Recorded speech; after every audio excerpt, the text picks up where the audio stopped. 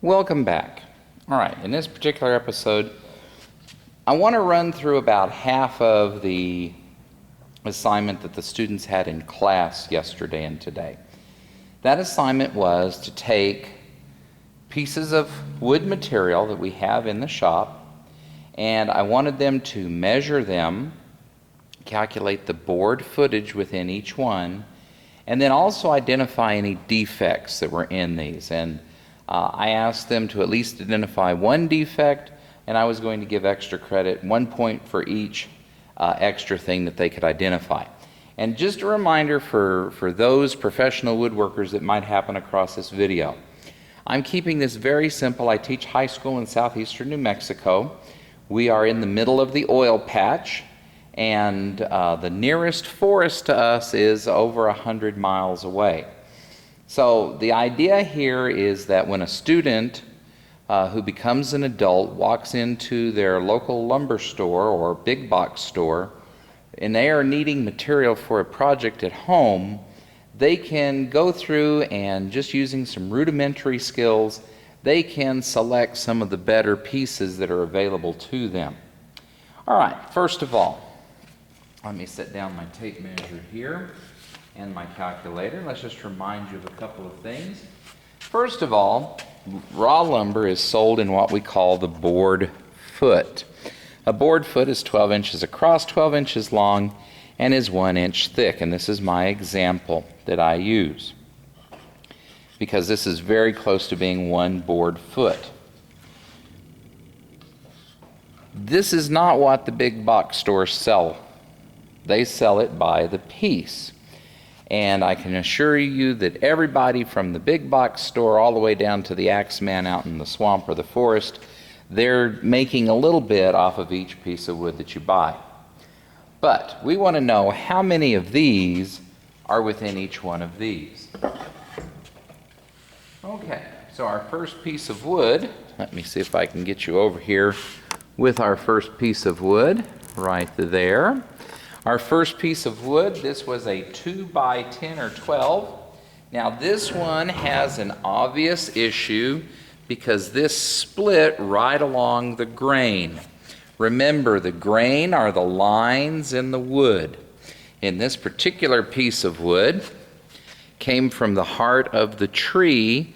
However, as you get out towards the end of this, we actually want our grain structure going across like this because then you have more little pieces of wood side by side that you can lay more weight across, and all of these pieces of wood are holding that up, so it makes it stronger.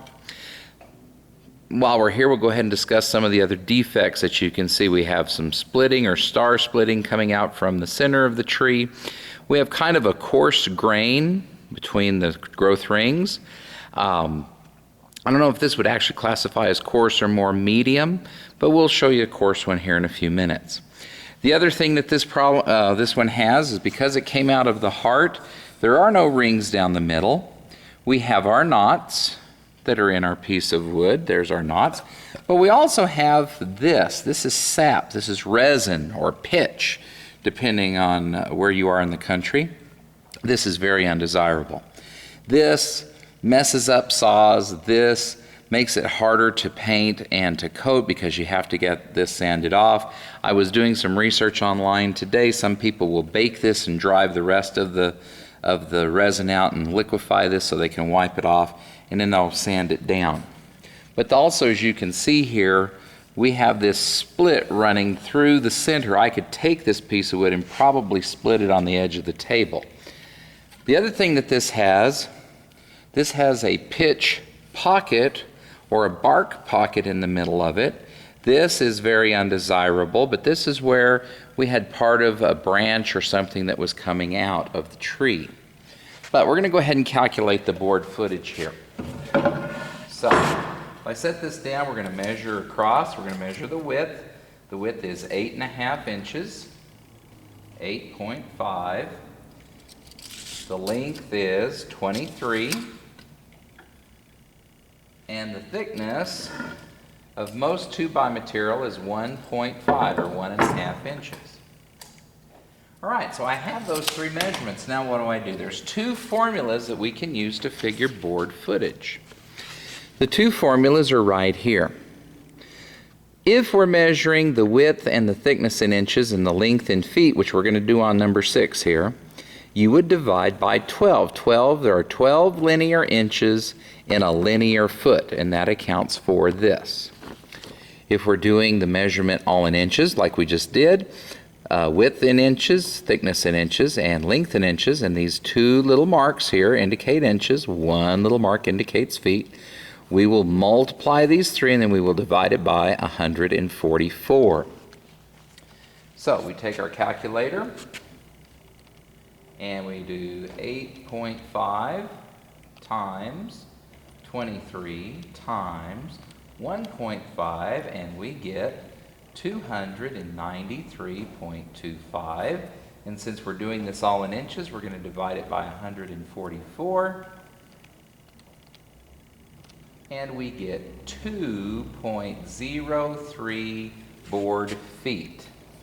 So in this particular piece of wood, we would get approximately 2 of these all together. Just over. Okay, now the next one. This next poor piece of wood has got some issues. And we'll go ahead and discuss defects on this piece of wood right now. So let me pick this up. Okay. This piece of wood came right off of the edge of the tree. This is called wane. Wane is when you still have some of the actual curvature of the outside of the tree and we have some of the bark residue that's on here. If we take a look at the growth rings on this particular piece of wood, we see, here's our growth rings, we see that this was from very close to the center of the tree. Yes, it's quarter sawn, 1, 2, so there's a piece here, a piece here, a piece here, and a piece here. The issue is, though, this was a very small tree to begin with if we were getting the outside bark. We also have knots in this tree. Knots. More knots with the branch material inside of it.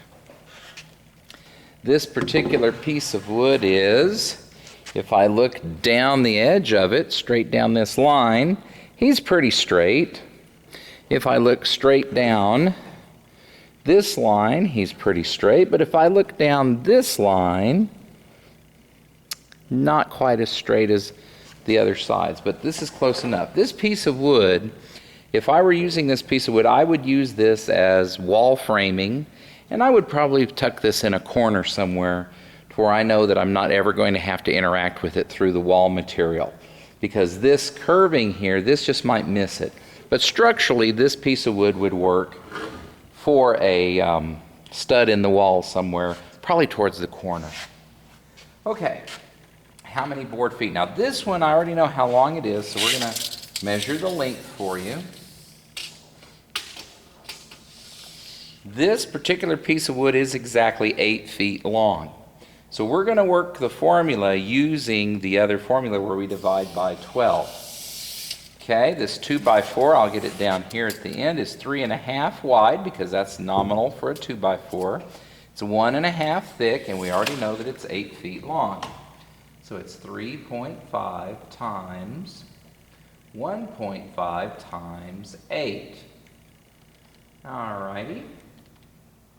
So 3.5 times 1.5 times 8 equals 42. We divide that by 12 and we get 3.5. So there are 3.5 board feet in this particular piece of lumber. Well, but now you're just not sure that this is the correct use of this formula. Well, let me just show you something. 8 feet is the same as 96 inches. 8 times 12 is 96. So let's just work it the other way. So I'm going to take 3.5 times 1.5 times 96, And 3.5 times 1.5 times 96 is 504. And I'm going to divide that by 144, which is what we use for inches. And I still get, I don't know if you can see that right there, 3.5 board feet. Okay. So, I've just used the board foot formula, both of them, for two different pieces of wood and calculated the amount of board footage within each one. Finally, let's look at these last two samples of wood right here, and we'll just look at these for defects. This one is a 1 by 2.5. This has actually been cut out of another piece of wood. How do I know that? Having never seen this piece of wood before, if I look at the edges, these are rounded off when they were sanded, but this is very sharp and very square where it's been run through a saw. So this probably started its life as a 1 by 4 or something like that, and it's been cut in half. All right, defects wise, well, as we look down here, we can see that there are knots. We have knot holes that go through and through where the knot has fallen out. This particular one, let me get the other end here. Thank you. And let me get the other end here. If we look at the grain structure of this piece of wood, the grain goes across. And I know some of you are going, well, you've got layer after layer going across. But the problem with layer after layer going across is structurally, if this were a wide board and I were to put mass or weight in the middle of it, over time it would cause that board to bow and sink.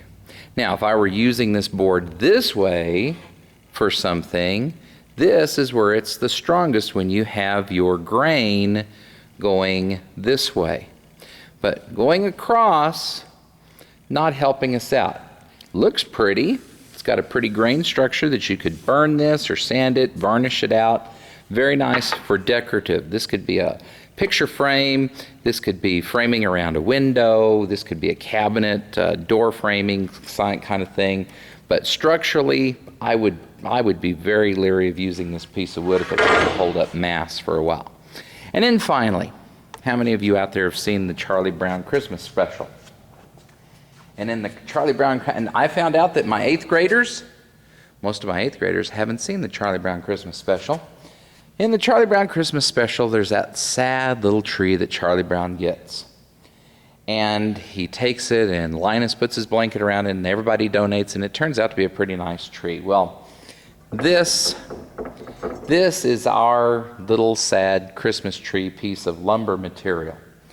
This particular one, if you look down this, which I think you can see, this has what we call twist to it. Also, if I do this and look down besides the twist, it does this. This is a bow in here. Not to mention we have this knot, which also has some bark included. We have the weak spot. This is the dead center of the tree when it was young. If we look at the grain structure, they're very wide apart. Plus, you can feel the grain, which is not something you want to do. But this is a very coarse grain structure. And I'm trying to, I think you can see it. Right here is the heart of the tree, and then the grains go across. Right here is the heart of the tree, and then the grains go across. So this poor piece of wood really should never have been sold, but this is what you find when you get to Home Depot or even your local lumber store. And this was put in the middle of a stack on a pallet, and all the weight, all the mass of the rest of the pallet held it down until it got uncovered sufficiently so it could spring back into the shape that it's in. I probably will only be able to get pieces of wood that are about a foot long out of this that are fairly straight for being able to use for anything. I will keep this piece of wood for demonstration purposes, but as far as ever being able to be used for anything, probably not. So here's our look at some samples. We have figured our board feet using the inches where you divide by 144. We have figured our board feet where we do the length, the width, and the thickness, and we do the length in feet where we divide by 12. And hopefully for those of you that are in construction and woodworking class and you've been looking for a video that helps to explain the board footage equation a little better and some of the defects, I hope you found this really simple video helpful. Thanks for watching.